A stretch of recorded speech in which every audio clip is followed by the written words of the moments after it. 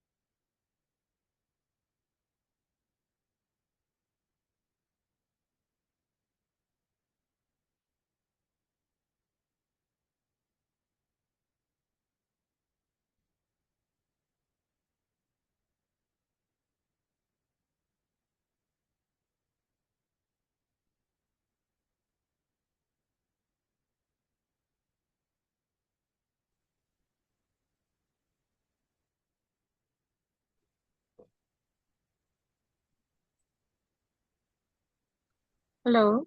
Yes. Hi, This everyone. is op. Yes, Yes. we're just Mm-hmm. waiting for quite a few more actually get started. But again, in the chat, just let me know where you're coming from and what you're looking to learn from this webinar. Okay, we'll get started pretty shortly. Okay. All right.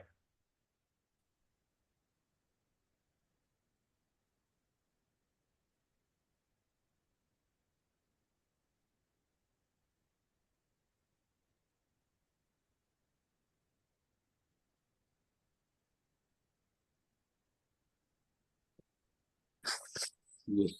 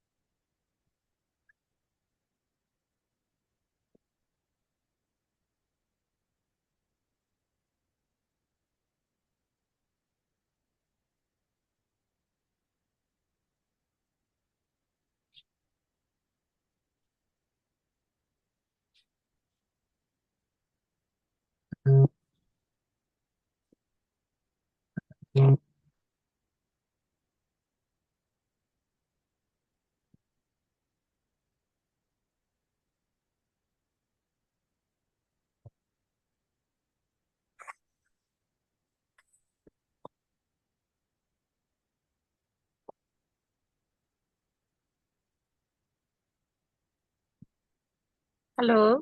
Yes. Yes. Did you got my answer?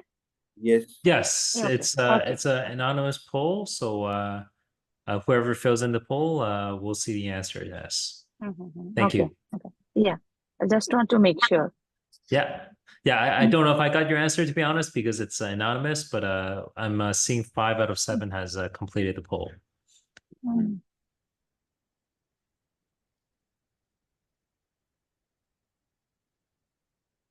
Okay, fantastic. All right. Well, thank you for filling that. I'm just going to end the survey there. So it looks like many of you have worked in a cGMP environment. That's fantastic. Again, if there are any particular topics that you want to hear about or learn about, feel free to list them in the chat, and I'll try to get to them as well. Okay. So thank you, Dan.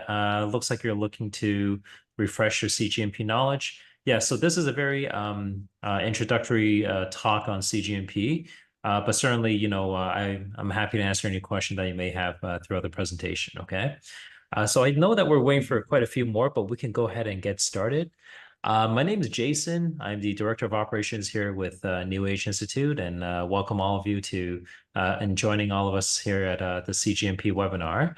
And today, really, I just want to give you a brief introduction about NeuAge and what we do here, and then I'll talk a little bit about why cGMP is important, what's covered under the regulations, under the Code of Federal Regulations for the FDA, and then talk about, what are the career prospects when it comes to knowing cGMP, right?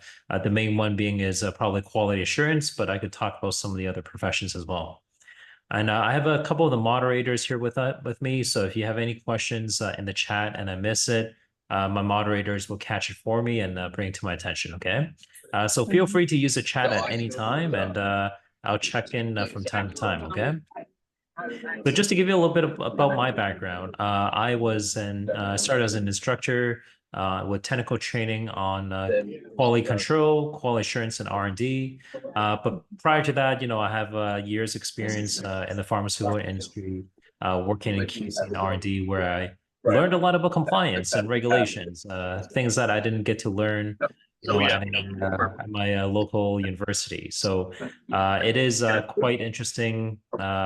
An eye-opening type of world. It's very different than what academia has taught me. And I'm here to share that with you during today's webinar. Just to give you a very quick intro into NeuAge, we are a first of its kind institute that focuses on primarily pharmaceutical, biopharma, medical devices, and healthcare.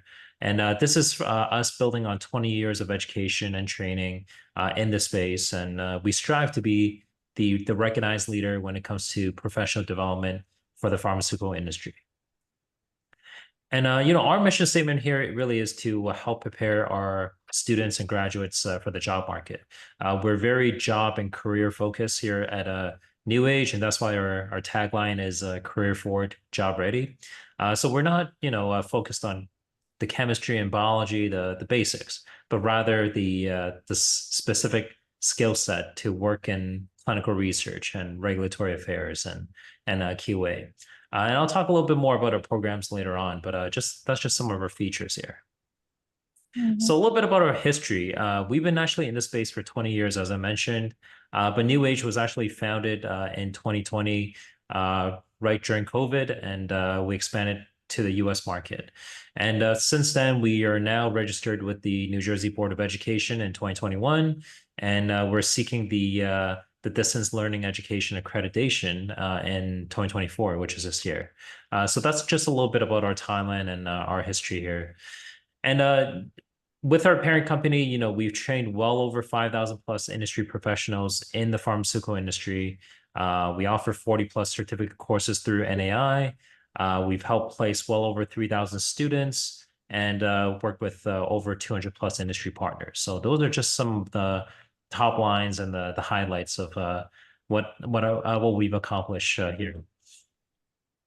And these are just some of the organizations and partners that we've worked with in the past through our parent company and through NeuAge as well. Many of you probably recognize a lot of these pharmaceutical companies that are listed here. So we also work with regulators like the FDA and Health Canada as well, and of course universities across the globe. All right, so that's just a quick introduction about NeuAge. I'm going to turn the rest of this presentation to my focus into cGMP and current good manufacturing practices. For those of you who joined a little bit later, we did a quick poll. It seems many of you have some exposures to cGMP, which is great. This talk hopefully is not too slow for you, but for those who have not been exposed to cGMP, I think you'll learn a lot from this section here, okay? So cGMP, of course, stands for current good manufacturing practices, and really its focus on ensuring the quality and the safety of manufactured drug products, okay?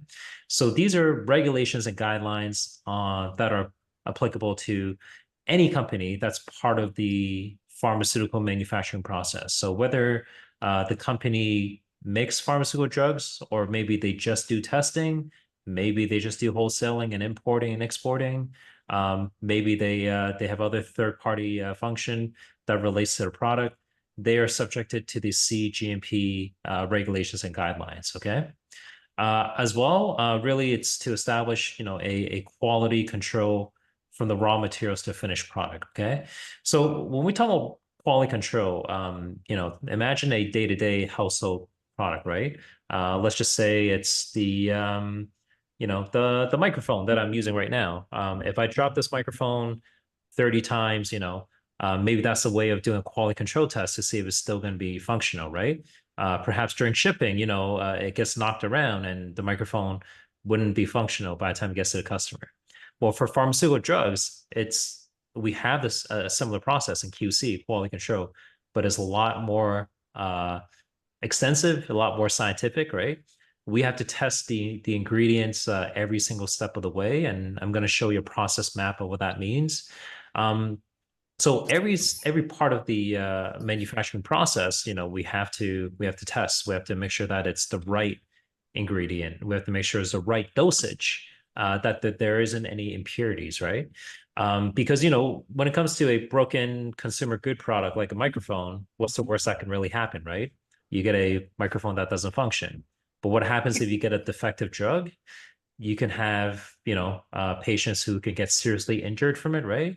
And at worst case, death. Okay, so there's a lot of liability involved, and this is why we need set standards in cGMP to help us guide and regulate this industry. Okay, so it's really from years and years of standardization on the production of medication that cGMP is ever evolving. Okay, this is why it's called current good manufacturing practices. So why is it important? Beyond making sure that we can sell the product. Another reason is regulatory approval. So companies that I showed you before, like Pfizer, Sanofi, right? In order for them to sell, to grow their profits, they have to sell new products, right? In order to sell new products, they need to gain approval for some of those what we call submissions. But to get approval submissions, they have to demonstrate to the regulators, and of course here in the U.S., we're talking about the FDA. They have to demonstrate to the regulators that they can actually control the manufacturing process of their existing drugs. Because if they can't even control the manufacturing process and the quality, guarantee the quality of the existing drugs, they're not going to let you sell new products that you haven't manufactured yet. So in order to seek those regulatory approval, you have to ensure that the cGMP is being followed with the current process. Okay, we talked a little bit about patient safety, of course, right? Number one is you're selling this product to patients who are in desperate need of this medication, right? So cGMP helps. It's a system in place that helps ensures the products are safe for consumption, right? Last but not least, I know this may sound elementary, but of course, company reputation. So if your company is manufacturing defective products or products that's causing more harm than good, then it's going to hurt your company's reputation, and it's going to hurt your bottom line essentially. So cGMP, if you were to take home a message is for regulatory requirements, but there are other factors that goes into it as to why it's such an important topic to understand and to know. Now, maybe a show of hands, or maybe in the chat box, have you seen this document called 21 CFR, Code of Federal Regulations, Part 211, specifically for finished pharmaceuticals? If you have, feel free to let me know in the chat. If you haven't, don't worry about it. Atia, thank you. So it looks like you've come across this document in the past.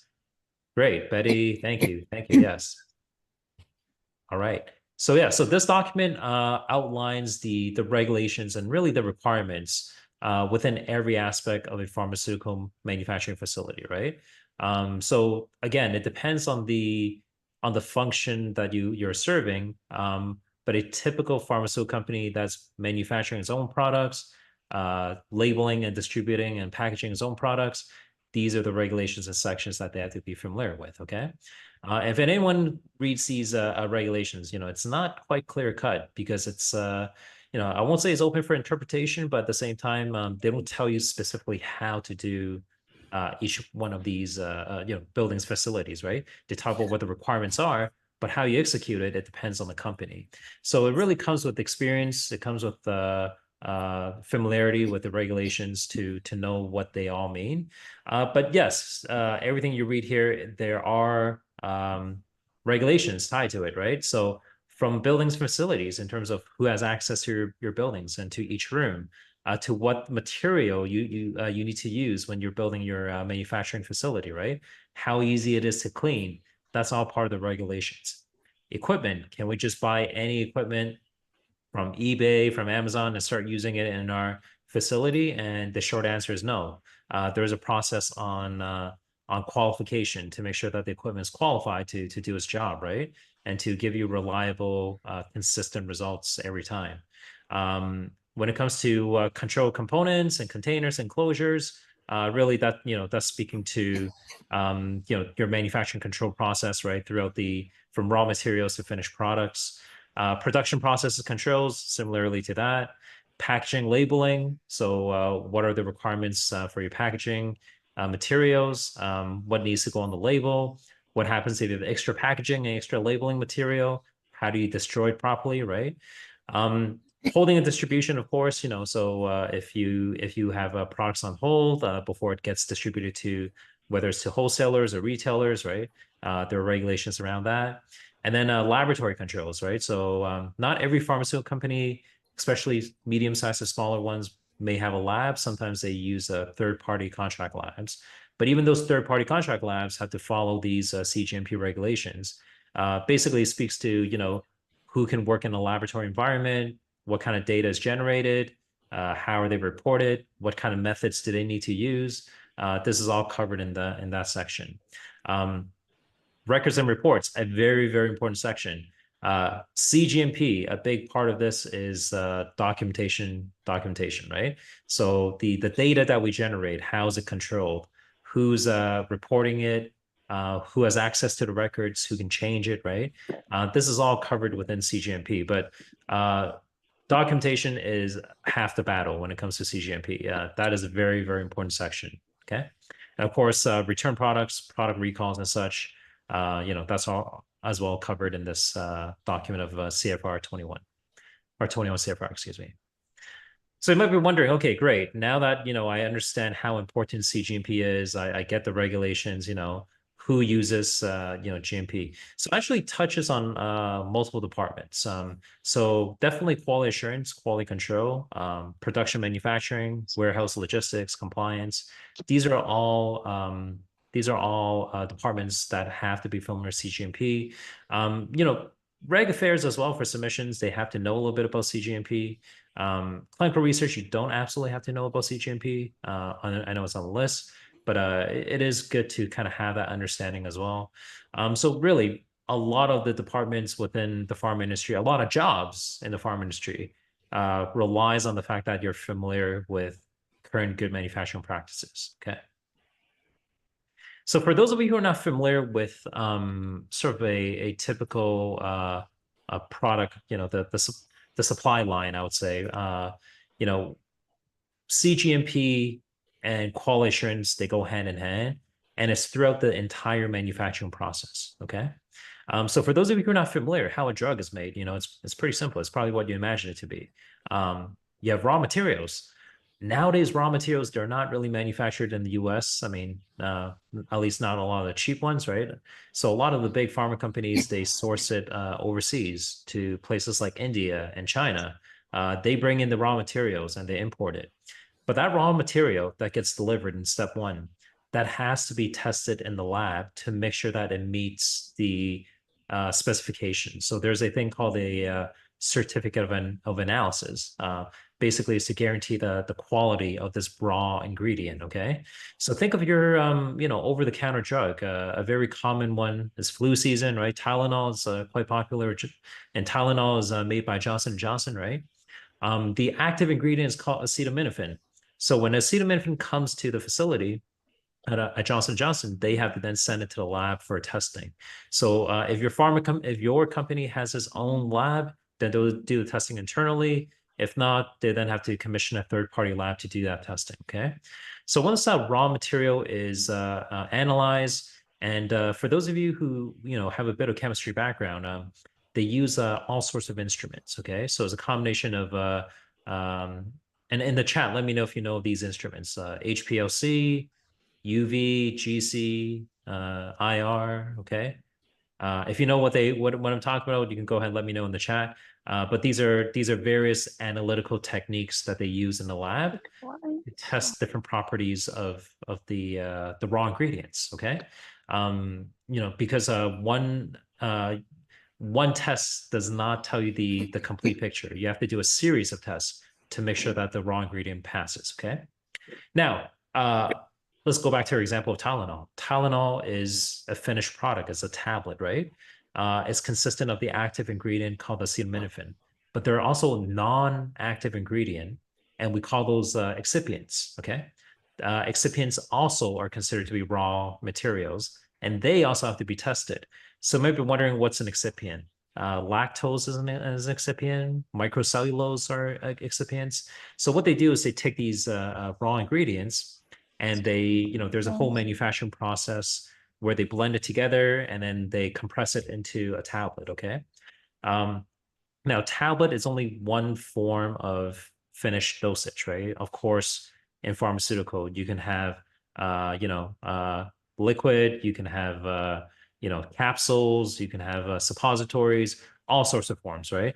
Patches, right? So these are all, kind of different forms of finished products is what we call it. So while we're making these finished products, we have to do further testing in what we call in step 5 in process testing. So while the raw ingredients are mixed together, blended together, you actually have to take samples off the production floor to then test it again in the lab. Okay.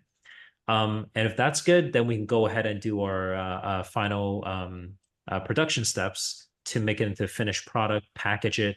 And the packaged product also is then getting sent to the lab for further testing. So again, we have raw materials in process and now finished product testing, right? So that's a lot of testing. Once the finished product testing is finally done, everything is signed off. Step 7, COA, is what I mentioned before, the certificate of analysis, okay? Once that is signed off, we can now finally ship it to our customers. So whether it's Walgreens, Costco's, to the local pharmacies who can now actually start selling the products for you, right? Is the testing over? Absolutely not, okay? There's one more step in testing in step 8, that's called stability testing. So basically it's to make sure that the shelf life of the product is going to be stable, right? So if it's going to expire in 2 years, we have to then test continuously to make sure that it is going to be stable throughout its lifetime there. So that's 4 phases of testing for every batch that's being produced. So this has to be done for every batch. So despite the fact that Johnson & Johnson has been making Tylenol for decades, they still need to test every single batch that's manufactured, okay? So this is why there are plenty of opportunities in quality, because companies have to do this type of work locally before they can sell the product, right? Now you might be wondering, Jason, okay, great. Now that I understand the manufacturing process, I understand when testing is done, where does cGMP come in? Well, if you recall from the previous slide, everything that we talked about, from laboratory controls to shipping and distribution to records and reports, equipment, facilities, that is all part of this entire system here. This is all part of this manufacturing process here. And your job, if you were to work in quality assurance, is to make sure that your company is compliant to current good manufacturing practices, to cGMP regulation throughout this entire process, okay? So documentation is really key. We talked about this, the records, the reports, the data that's generated at every single step. What temperature was the transport truck? Who drove the truck? When was it delivered? After it was delivered, who inspect the containers to make sure there's no damage, right? Lab testing, what equipment did they use? The equipment that they used, was it calibrated? Is it qualified, right? Who was the analyst that did the testing? Who's the supervisor that signed off, right? Manufacturing process, which equipments did we use to manufacture, right? Was this piece of equipment cleaned properly before we start using it, right? Stability, is the stability program designed well? Can we make sure that we can test every 3 months, 6 months, 9 months? How do we know that it's going to be stable over time, right? This is all part of cGMP's design. And you, as a QA associate manager in the quality assurance department, this is what you would then have to be responsible for, and understand this system and go through the documentations here, okay? So I'm very simplifying what the QA role does, because there's a lot more that QA does. There's audits and other compliance type of work, internal audits, external audits. But reviewing documentation is a big part of what QA is responsible for. All right. So I know I'm flying by this presentation, but any questions so far? We're not a big group. We're quite intimate, so feel free to open your mics or leave me a question in the chat. Let me know if you have any questions. So I think a question that we get asked here at NeuAge is, okay, great. Now that I have a broader sense, an idea of what cGMP is, how, what other sort of terminology do I need to know? What is, now that I know cGMP, if I want to get a career in quality assurance and being in a compliant environment, what else do I need to know? Well, cGMP is just a small part of it, right? If you're going to be involved with the lab, you have to understand good laboratory practices, and that's what GLP stands for. Documentation, we talked a lot, right? So there's this thing called the Alcoa, which I won't get too much into detail, but essentially is the way we document and can we attribute it to the right person who created the documentation, right? Is the documentation legible? I know it sounds silly, but can we actually read it, right? Is it done, is it the original copy or are we copying off the original copies? There's a whole sort of topic on that. We actually offer a separate course on that. But GDP is a big topic within cGMP, okay? Regulations, right? It depends on where your clients are, or, which company you work for. I think for the most part, if you're working in a US-based company, you're dealing with the FDA. So understanding the regulations from CFR, which is the Code of Federal Regulations. If you're dealing with clients in overseas, especially in Europe, you may need to be familiar with ICH guidelines. So this is an harmonized set of guidelines for this as well. And then also other features within cGMP. I know a lot of you have worked in a cGMP environment. I assume that you are all familiar with SOPs or have worked with SOPs before. For those who are not familiar, it stands for Standard Operating Procedures, okay? So standard operating procedures. Every function within a regulated pharmaceutical company, so back to this flowchart, would have an SOP describing step by step on what to do, who's responsible for it, the timelines within some of these tasks, okay? So I know this is just a very simple overlay of the manufacturing process, but a lot of things can go wrong, as you can imagine, right? So what happens if the batch is bad? What happens if the shipping a container was broken when it got here? We need to have SOPs to state all of this, okay? Plus maybe, 500 other SOPs on other topics, from recalls. How do we handle recalls and complaints, right? How do we handle adverse reactions? So SOPs are essential to making essential to what we call the quality management system to make sure that the cGMPs are being followed within your organization, okay? Other topics that are related to cGMP, change control requests, okay? So I won't get too detailed into this, but essentially, if we make any changes to our internal processes, we need to have a system in place to handle changes, okay? For those of you who are working or work for big pharmaceutical companies, you probably see this quite often, right? But for those of you who are working in smaller companies, that we've consulted with, right? Oftentimes, whenever you have a new staff that joins, they want to make a lot of changes, a lot of requests, right? But if you need to be able to control them, so you need to be able to show the FDA that, hey, we have a process in place. If someone submits a change control, it goes through the system where we have reviewers to make sure that change is positive, and it doesn't depreciate the quality of our product, okay? If anything, it improves the quality of our product, but it cannot depreciate the quality of our product. And you have to back it up with data, back it up with reports on why that change was made, okay? So this is all part of cGMP and QA as well. Audit, I talked a little bit about this, inspection and audits. So dealing with standards from various regulators. So again, FDA is in the US. If you have customers in Canada, then Health Canada will visit you. Europe, European Commission. So understanding, the audit procedures and inspection procedures and be able to respond to them because they will have observations that you have to address as well. I talked a little bit about C of A's. That's for your testing. Stability programs I talked about. Deviation nonconformances basically is what happens if you don't follow your SOP, or not you specifically, but someone on your team doesn't follow the SOP, what happens next, right? What if they forgot one very critical step in manufacturing? You know, what do we do with the batch? So we have to do some investigations to find out the what we call the root cause and issue something called the CAPA, but I won't get too detailed on that, okay?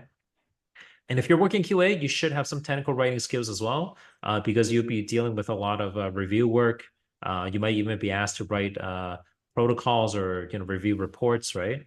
So technical writing is also essential part of working in quality assurance.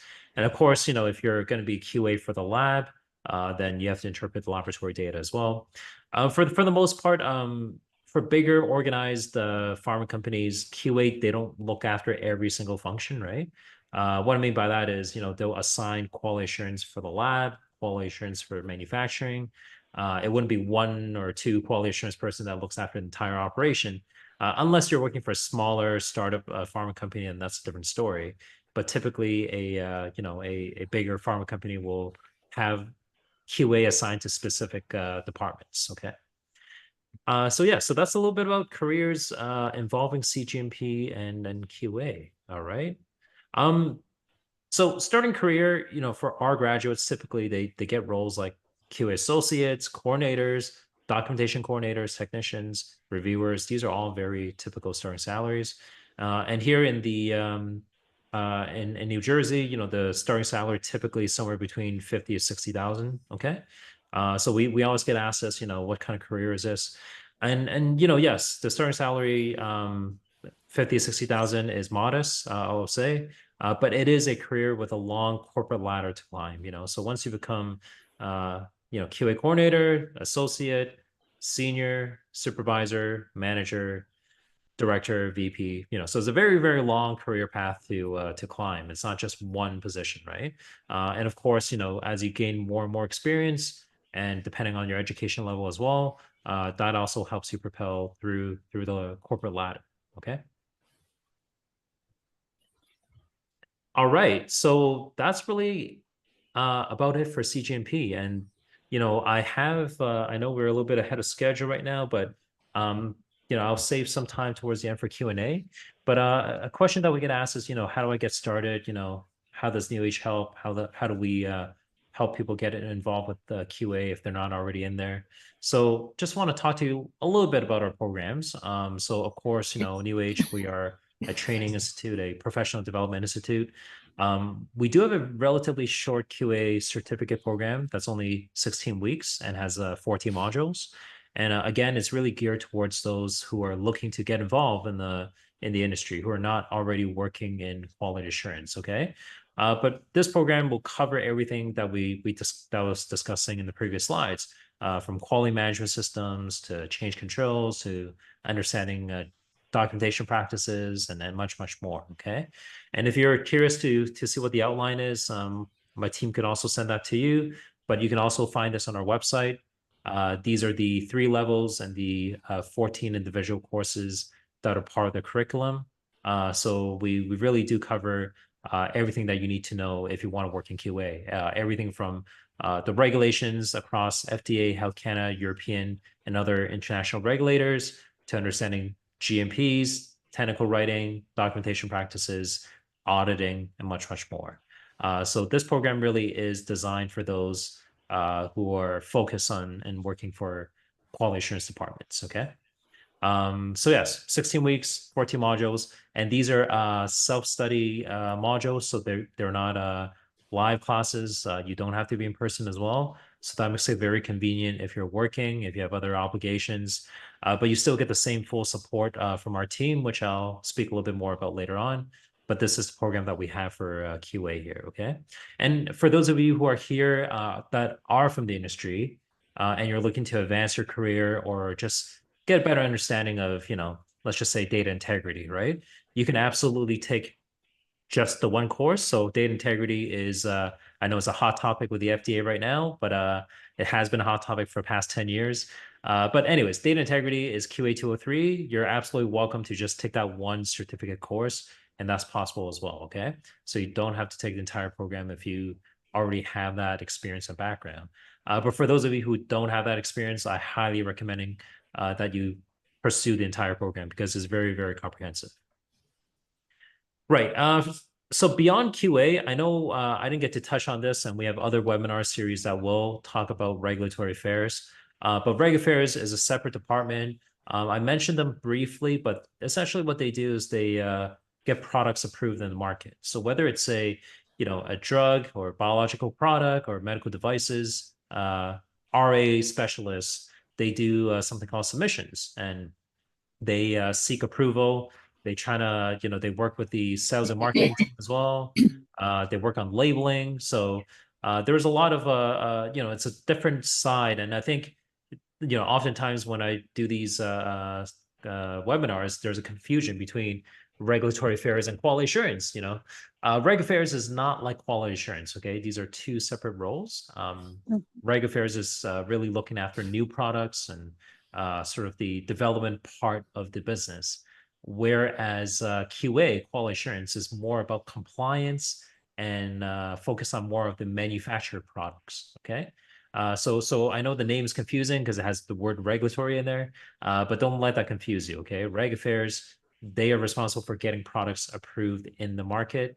And QA, they are looking through documentations of products that are being manufactured, already approved in the market, but we're just making batches and batches of it. Okay. So that's really a two distinction. And this is a longer program, 24 weeks, 19 modules, and the details are also on our website as well. The last profession I just kind of want to talk about is actually multiple professions. Drug development, clinical research, drug safety, and pharmacovigilance, right? So for those of you who have more of a medical background, so if you're international medical background or pharmacy background, I would recommend this more so than quality assurance or RA because clinical research involves a bit of medical knowledge, to understand pharmacology, drug interaction, right? But for those of you who are not familiar, essentially what clinical researchers do is they work in clinical trials and clinical studies. This is when a company is investigating into a new drug or a new product. They have to do testing, and there's various phases that you probably hear in the news, like phase 1, phase 2 clinical trials, right? So in the early days when they were developing the COVID vaccine, you used to hear that, oh, Pfizer, has got approval to move on to phase 3 and so forth. Okay. So essentially, it's a different discipline, different department altogether, but they're responsible for helping the development of drugs and investigating into new products. And once that study is complete, they hand that work off to regulatory affairs. Reg affairs does the submission and the approval. Once it's approved, the company could start manufacturing and selling the product to the market. Okay. And of course, any manufacturing records and data has to be reviewed by quality assurance. Okay. And also confusingly, clinical research also has their own QA departments as well. That's a separate topic. Pharmacovigilance, they're the department responsible for looking at adverse drug effects. So if a drug is in the market and someone's having side effects and serious side effects, the PV department is going to look into it and do that investigation. Okay. So again, this is more, for those with a medical or pharmacy background, but for science backgrounds, I would recommend QA or RA for you. Right. And just a little bit about, the student profile here. So we have students from all over the world, from various industries. So I mentioned pharmacy, medicine, from BSc to PhDs. We have students with 0 work experience to many years of work experience overseas as well. And, our students are, a bit more on the mature side. They're typically anywhere between 25 to even as high as up to 55. They're seeking for American certification and looking to start their career and land a job in this field. So that's exactly, if you fit this profile, this is exactly what our programs are designed to do. Okay. And yes, all these programs, I'm getting a question asked here. Most of these programs are considered to be postgraduate because you do need to have a minimum of a Bachelor of Science to be eligible for them. Thank you for that. So that's just a little bit about the programs itself. Other services that we offered, of course, we have instructors on standby. So we have industry expertise. the courses are all designed by industry professionals who are many of them are so active in the field right now, actually. So with dedicated SMEs, and we have a extensive track record of working with the industry as well. And also we have career services, which is something that's very attractive to a lot of our students. So we help with placements, resume review, interview prep, LinkedIn setup. It's all part of what we offer with our certificate programs. Okay. So just a little bit about the services that we offer beyond the training there. All right. And last couple slides, just how the learning works here. So I mentioned this before. These are online self-study courses, so very convenient for those who are working. So that means you can access these courses day, night, on weekends, whenever you're available. And they're designed to be interactive and engaging. So these are not one-way communication type of training. You have to you have to input throughout your training, so you actually are actively focused and engaged throughout our training system. And for online training, I know this is new for a lot of people, but if you have never taken online training, sometimes you could feel very isolated. But here we provide full support. We have administrators and SMEs on standby, and we can connect with you at your convenience, whether it's over Zoom, phone. You let us know. This is part of what we do here at NAI.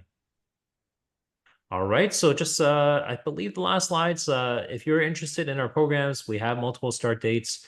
The next one is going to be in Feb, I believe it's Feb the 12th. So that's coming up in a few weeks. And then the following one, I believe, is then March the 11th. Okay. And of course, with our years of experience in this field, we have strong industry connections, strong reputation within the field. And as I explained before, very flexible study options. Okay. All right, so that brings us to the end of our presentation. So I want to thank you all really for your attention and time. I know you probably have a lot of questions and probably some parts of cGMP I didn't get to cover with you, but I'm all ears. Feel free to ask me anything you like about cGMP, and I'll try my best to address them. Okay, or about the programs here at NAI. I'll be happy to talk about that too. So don't be shy. You can have your cameras on, microphones on, or you can use the chat and I can address your questions.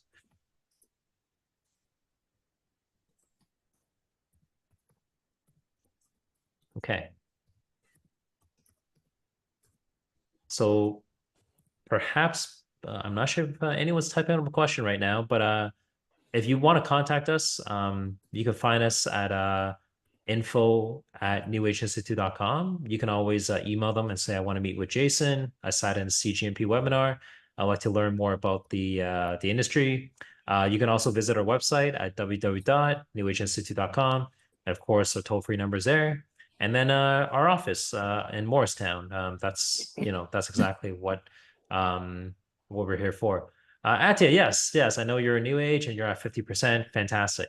So Atia, as you know, and I think you probably had these sessions before, simply reach out to career services, okay? They would guide you and assist you once you reach 50%, and they can help you with your resume review and LinkedIn setup, and then really start looking for opportunities for you in your area, okay?